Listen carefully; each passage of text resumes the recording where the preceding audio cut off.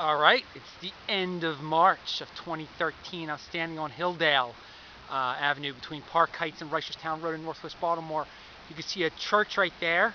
You can see the Ten Commandments are up there on it, because it used to be a synagogue. It was my great-grandparents' synagogue they belonged to when they lived on College Avenue down below. But I'm focusing on, you can see in the distance Hamden, you can see 41st Street, Green Spring Station, I guess it's called, Green Spring Shopping Center, where the Giant is.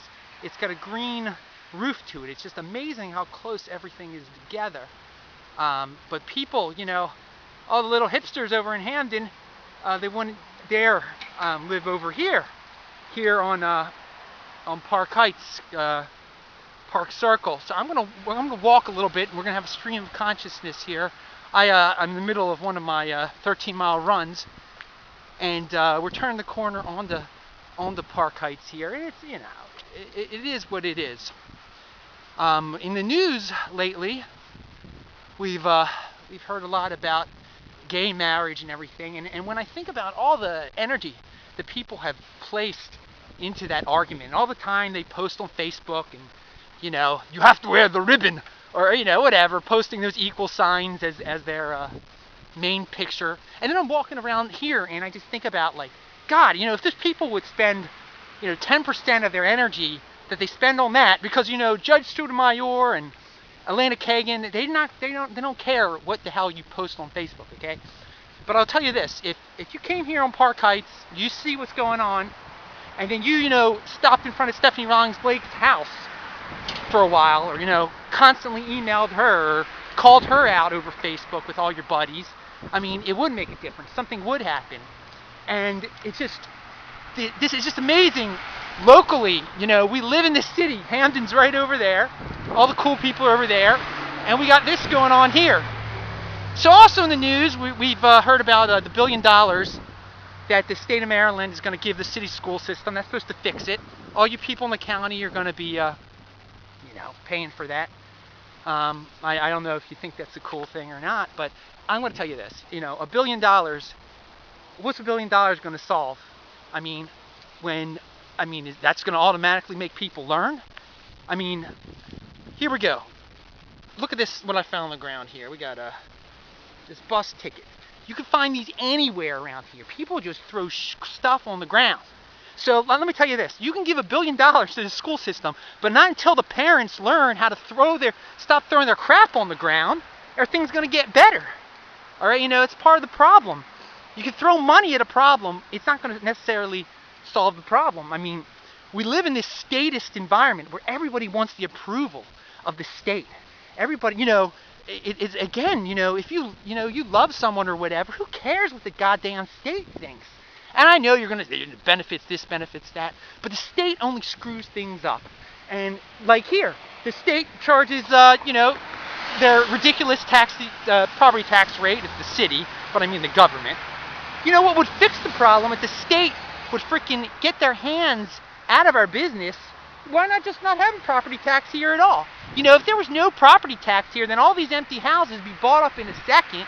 If there were no zoning rules, no zoning regulations, like I could open a cool restaurant there or whatever, without any zoning problems, without the whole neighborhood protesting or the neighborhood next door protesting, we'd have a lot of development all of a sudden here. And again, well, you're going to say, well, the people of the neighborhood have a right to protest. Look how bad it's gotten here. Come on, man. What worse can happen?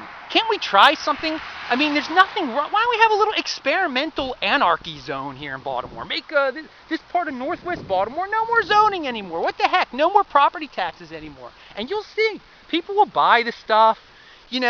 We have a lot of hard-working people coming, immigrants that are coming. Stephanie Rawlings-Blake likes to brag about how our population went up, supposedly, and that's because of our, we allow legal immigrants to come here, welcome them openly. That's, I'm not going to say yay or nay with that. There's pros and cons to that or whatever.